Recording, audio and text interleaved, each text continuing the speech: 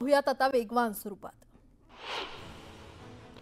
राष्ट्रवादी शरद पवार गटाचे उमेदवार चंद्रकांत दानवे यांच्या वाहनावर दगडफेक आणि कार्यकर्त्यांना मारहाण करण्यात आली आहे। दगडफेकीमध्ये कार्यकर्ते जखमी झाले असून वाहनाचंही नुकसान झाले। तर रावसाहेब दानवेंच्या कार्यकर्त्यांनी मारहाण केल्याचा आरोप राष्ट्रवादीच्या कार्यकर्त्यांनी केलाय।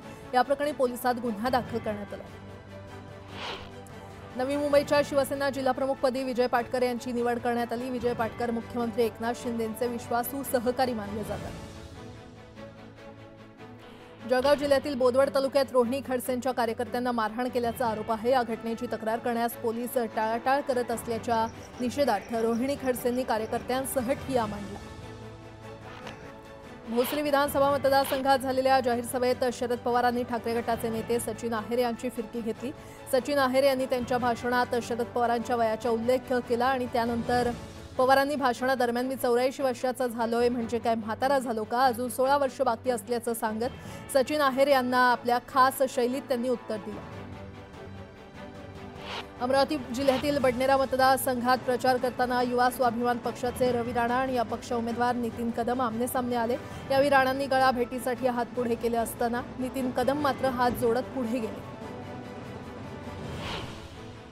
आरोग्यमंत्री तानाजी सावंत यांची नात सखीताई सावंत गावागावात जाऊन प्रचार करतायत। आजोबांनी मतदारसंघात खूप विकास कामं केली असून त्यांनाच मत द्या असं आवाहन त्या करतायत। मर्दानी आव्हानं द्यायची असतात, मला रस्त्यानं येऊन दाखवा म्हणाले, पण रस्ता तर दुरुस्त करा आधी असं म्हणत उद्धव ठाकरेंनी अमित शहांवर पलटवार केला। महाराष्ट्रावर बीकेच्या करवंट्या घ्यायची वेळ भाजपनं आणली अशी खोचक टीका संजय राऊतांनी केली आहे। तर फडणवीस महाराष्ट्राचं मीठ खातात आणि गुजरातचे गुण गातात असाही टोला त्यांनी लगावला। लवकरच धर्मांतर बिल आणलं जाईल असं मोठं विधान केंद्रीय राज्यमंत्री मुरलीधर मोहोळ यांनी केलंय। जबरदस्ती धर्मांतर करणाऱ्यांवर कारवाई होईल असंही मोहोळ यांनी म्हटलं। लाडकी बहीण योजना महाविकास आघाडीच्या जिव्हारी लागली अशी टीका अमोल मिटकरींनी केली आहे। तसंच 23 तारखेला राज्यात महायुतीचं विठोबाचं राज्य येईल असाही विश्वास मिटकरींनी व्यक्त केलाय। अंकुश राक्षे यांनी खेड आळंदी विधानसभा मतदारसंघातील राष्ट्रवादीचे उमेदवार दिलीप मोहिते पाटलांना पाठिंबा जाहीर केलाय। मोहितेंच्या प्रचार सभेत जाहीर भाषणातून त्यांनी पाठिंबा जाहीर केला। सुप्रभात, गुड मॉर्निंग, मी प्राजक्ता तांडेल, तुम्ही पाहताय न्यूज 18 लोकमत। सकाळच्या पहिल्या बातमीपत्रामध्ये आपलं सगळ्यांचं स्वागत। बातमीपत्रामध्ये पाहणार आहोत सकाळच्या महत्त्वाच्या 100 बातम्या। सुरुवात करूया। वरळीतल्या सभेत बोलताना राज ठाकरे यांनी नाणार प्रकल्पावरून उद्धव ठाकरे यांच्यावर टीका केली आहे। उद्योगपतींच्या सांगण्यावरून उद्धव ठाकरे यांनी कोकणातल्या प्रकल्पांना विरोध केला असल्याचं राज ठाकरे यांनी म्हटलंय। काँग्रेस नेते राहुल गांधींची नंदुरबार जिल्ह्यातील 4ही उमेदवारांसाठी प्रचार सभा होणार आहे। यावेळी नाना पटोले, चेन्नीथला, अमित देशमुख यांच्यासह अन्य नेते उपस्थित असतील। नागपूरमध्ये केंद्रीय मंत्री शिवराज चव्हाण यांची प्रचार सभा होणार आहे। उपमुख्यमंत्री देवेंद्र फडणवीसांच्या समर्थनार्थ शिवराज चव्हाण यांच्या सभेचं आयोजन करण्यात आलं। उल्हासनगर मतदारसंघातील मनसेचे उमेदवार भगवान भालेराव यांच्या प्रचारासाठी शर्मिला ठाकरेंनी रोड शो केला। भगवान भालेराव निश्चितच विजयी होतील असा विश्वास शर्मिला ठाकरे यांनी व्यक्त केला। ओबीसी नेते लक्ष्मण हाकेंनी बीड जिल्ह्यातील पहिल्या उमेदवाराला जाहीररित्या पाठिंबा घोषित केलेला आहे। गेवराई मतदारसंघात वंचितच्या उमेदवार प्रियंका खेडकर यांना हाकेंनी पाठिंबा दिलाय। पंकजा आणि धनंजय मुंडेंच्या विरोधात हाकेंनी वंचितच्या उमेदवाराला पाठिंबा दिल्यानं वंचितची ताकद वाढली आहे।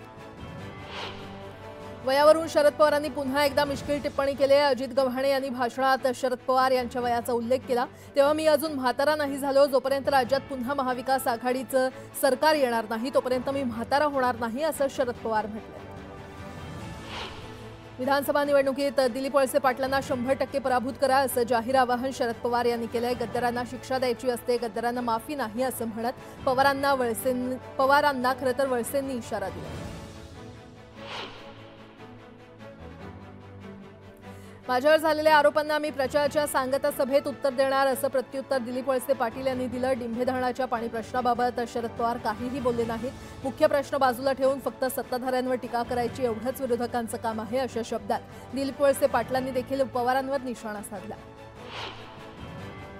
स्वतःच्या स्वार्थासाठी शिवसेना, काँग्रेस आणि राष्ट्रवादीच्या दावणीला बांधली, यालाच भूमिका बदलणं म्हणतात अशा शब्दात उद्धव ठाकरेंच्या टीकेला राज ठाकरेंनी प्रत्युत्तर दिलंय। शरद पवारांच्या बाबतीत तर बोलायलाच नको, त्यांचं पूर्ण आयुष्य भूमिका बदलण्यात गेलं असं म्हणत त्यांनी पवारांनाही टोला लगावला। देशात मोठ्या प्रमाणात आर्थिक गुंतवणूक होत आहे। स्टार्टअप खासगी कंपन्यांमध्ये देखील सर्वाधिक रोजगार निर्मिती होते आहे। खासगी क्षेत्रातील रोजगार काँग्रेसच्या युवराजांना दिसत नाहीत, अशा शब्दात पियुष गोयल यांनी राहुल गांधींना टोला लगावलाय। नागपूरचा सत्यानाश करणारी व्यवस्था चालवली असून मुख्यमंत्री आणि उपमुख्यमंत्र्यांनी 2.5 वर्षात नागपूरसाठी काहीही केलं नाही। नागपूरचं नाव बदनाम करण्याचं काम सत्ताधाऱ्यांनी केलं, अशी टीका काँग्रेस प्रदेश अध्यक्ष नाना पटोले यांनी फडणवीसांवर केली। मुंबईत पुढील 10 वर्षात बांगलादेश आणि म्यानमारमधून येणाऱ्यांची संख्या वाढत जाईल, त्यामुळे भविष्यात मुंबईतील हिंदू कमी होतील, असं वक्तव्य राज ठाकरे यांनी केलं। अणुशक्तीनगरमध्ये झालेल्या सभेत ते बोलत होते। एमआयएमचे अध्यक्ष असुद्दीन ओवैसी यांना सोलापूर पोलिसांनी नोटीस दिली आहे। असुद्दीन ओवैसी यांनी आपल्या भाषणातून कोणत्याही समाजाच्या भावना दुखावणार नाहीत याची काळजी घ्यावी, त्यांनी प्रक्षोभक भाषणं करू नयेत, अशी नोटीस त्यांना देण्यात आली आहे। विनायक राऊतांना यापूर्वी तुम्ही खासदार म्हणून निवडून दिलं होतं, पण यंदा काय चुकलं की तुम्ही गळ्यात धोंडा पाडून घेतला, अशा शब्दात उद्धव ठाकरेंनी राणेंवर जोरदार निशाणा साधला। कुडाळमध्ये वैभव नाईकांसाठी उद्धव ठाकरेंनी प्रचार सभा घेतली, यावेळी त्यांनी सत्ताधाऱ्यांवर निशाणा साधला। वरळीमध्ये प्रचार करण्यासाठी तेलंगणाच्या मुख्यमंत्र्यांना बोलवावं लागतंय। पराभव समोर दिसत असल्याचं उबाठाचे नेते चलबिचल झालेले आहेत। एक काळ होता जेव्हा बाळासाहेब ठाकरेंना बाहेरच्या राज्यात बोलवलं जात होतं, मात्र आता तेलंगणावरून माणूस बोलवावा लागतो, अशा शब्दात संदीप देशपांडे यांनी आदित्य ठाकरेंना टोला लगावलाय। कल्याण ग्रामीण मतदारसंघात राजेश मोरे यांच्या प्रचारासाठी शिवसेनेनं सभा घेतली। मुख्यमंत्री एकनाथ शिंदेंनी सामान्य कार्यकर्त्याला संधी दिली असून आमचा उमेदवार जिंकणारच, असा विश्वास यावेळी श्रीकांत शिंदे यांनी व्यक्त केला। बालाजी खतगावकर यांनी आमदार तुषार राठोड यांच्याबद्दल अपशब्द वापरले, त्यानंतर फडणवीसांनी खतगावकरांचा समाचार घेतलेला आहे। बैलगाडी आणि कुत्र्याची गोष्ट सांगत फडणवीसांनी खतगावकरांना उत्तर दिलं। आता एक मोठी बातमी, उद्धव ठाकरे आज छत्रपती संभाजीनगरचा दौरा करणार आहेत आणि या ठिकाणी मराठवाडा सांस्कृतिक मंडळाच्या मैदानावर त्यांची जाहीर सभा होणार आहे। महाविकास आघाडीच्या 9 उमेदवारांच्या प्रचारार्थ ही सभा होणार असून यावेळी उद्धव ठाकरे काय बोलतात याकडे सगळ्यांचं लक्ष लागलेलं आहे। बाळासाहेब ठाकरे यांनी 1988 साली मराठवाडा सांस्कृतिक मंडळाच्या मैदानावर सभा घेतली होती आणि तेव्हापासून आतापर्यंत या महानगरपालिकेवरील शिवसेनेचा भगवा झेंडा खाली उतरला नाही, त्यामुळे आता हे ऐतिहासिक मैदान गाजवून बालेकिल्ला अजिंक्य ठेवण्याचं आव्हान उद्धव ठाकरे यांच्या समोर असणार आहे।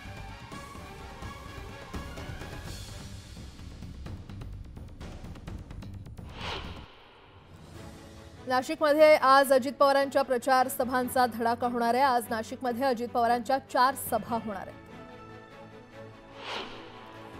पुणे, पिंपरी आणि शिरूरमध्ये शरद पवारांच्या जाहीर सभा होणार आहेत। उमेदवार सचिन दोडकेंच्या प्रचारासाठी शरद पवार आणि मल्लिकार्जुन खरगेंची सभा होणार आहे। शिर्डी आणि छत्रपती संभाजीनगर इथे उद्धव ठाकरेंची जाहीर सभा होणार आहे। नेवासा येथे उमेदवार शंकरराव गडाख यांच्यासाठी जाहीर सभा ते घेणार आहेत।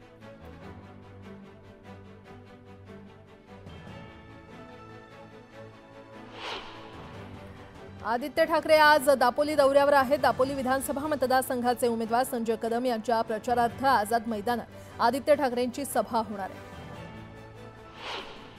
पाचोरा विधानसभा मतदारसंघातील उमेदवार किशोर पाटील यांच्या प्रचारासाठी श्रीकांत शिंदेंची जाहीर सभा होणार आहे, तर शिर्डीतील उमेदवार विठ्ठलराव लंघे यांच्यासाठी देखील श्रीकांत शिंदे प्रचार सभा घेणार आहेत।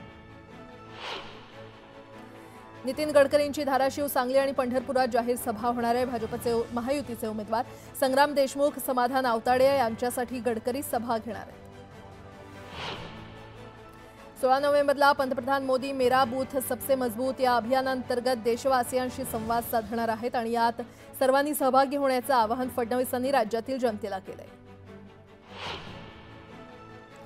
सुषमा अंधारेंनी राज ठाकरेंवर टीका केली आहे। ज्याची खावी पोळी त्याची वाजवावी टाळी, त्यांना सुपारी मिळाल्यानं ते वाजवत आहेत, असं अंधारे यांनी म्हटलं।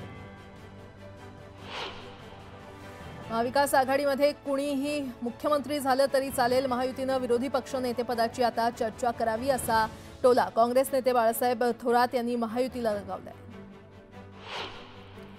बुलढाणा जिल्ह्यातील सिंदखेडराजा मतदारसंघात पंकजा मुंडे यांनी जाहीर सभेदरम्यान अजित पवार यांची माफी मागितली। सिंदखेडराजा मतदारसंघात होत असलेल्या मैत्रीपूर्ण लढतीत पंकजा मुंडेंनी शिंदे गटाचे उमेदवार शशिकांत खेडेकर यांच्यासाठी प्रचार सभा घेतली आणि त्यामुळे दुसऱ्या बाजूला याच मतदारसंघात अजित पवार गटाचे उमेदवार देखील निवडणूक रिंगणात असल्यानं पंकजा मुंडे यांनी माफी मागितली। ही सभा गुलाबराव देवकरांच्या विजयाची सभा आहे, टपरीवालेला टपरीवरच पाठवायचं आहे असं म्हणत संजय राऊतांनी गुलाबराव पाटलांवर निशाणा साधला। गुलाबराव पाटलांना गुलाबराव देवकरच पाडणार असं राऊत म्हटले। सोलापुरात असुद्दीन ओवैसी यांची जाहीर सभा पार पडली। यावेळी त्यांनी जनता फारुख शाब्दी यांना विजयी करतील असा विश्वास व्यक्त केलाय। बालाजी पाटील खतगावकर यांच्या अडचणींमध्ये वाढ झालेली आहे। त्यांनी उधळलेली मुक्ताफळं संपूर्ण महाराष्ट्रभर पसरली आहेत। याची दखल घेत शिवसेनेनं बालाजी खतगावकर यांचा शिवसेना पक्षाशी काहीही संबंध नसल्याचं जाहीर केलंय। आता एक मोठी बातमी, मुंडेंचा बालेकिल्ला असलेल्या बीड जिल्ह्यामध्ये मनसे अध्यक्ष राज ठाकरेंची तोफ धडाडणार आहे। आज बीडमध्ये राज ठाकरेंच्या 2 सभा आहेत। विधानसभा निवडणुकीच्या मैदानात बीडमधील 5 जागांवर मनसे स्वबळावर निवडणूक लढवते। गेवराई मतदारसंघात मयुरी खेडकरांच्या प्रचारासाठी आणि दुसरी सभा केज मतदारसंघात रमेश गालफाडेंच्या प्रचारासाठी होणार आहे। या बीड जिल्ह्यातील विकासासंदर्भात मातब्बरांनी फक्त आश्वासनं दिलं, बाकी काहीच केलं नाही असा आरोप केला जातोय। त्यामुळे या संदर्भात राज ठाकरे ब्लूप्रिंट देतील असा विश्वास मनसेच्या कार्यकर्त्यांनी आणि उमेदवारांनी व्यक्त केला आहे।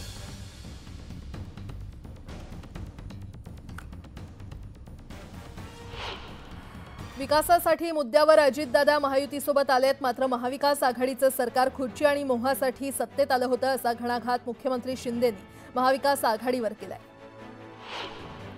शरद पवारांचं वय 84 आहे, मात्र या वयातही ते 4 सभा घेतायत। रात्री फक्त 4 तास झोपतात। त्यामुळे महाराष्ट्रात 170 आमदार निवडून येतील आणि महाविकास आघाडीचं सरकार बनेल ही काळ्या दगडावरची पांढरी रेघा आहे असा दावा रोहित पवार यांनी केलाय। ही विधानसभा निवडणूक महाराष्ट्राच्या स्वाभिमानाची असून राज्यातील जनता गद्दारीचा हिशोब घेण्यासाठी 20 तारखेची वाट पाहत असल्याचा घणाघात काँग्रेस नेते कन्हैया कुमार यांनी केलाय। काँग्रेस उमेदवार प्रफुल्ल गुडधे यांच्यासाठी आयोजित प्रचार सभेत ते बोलत होते।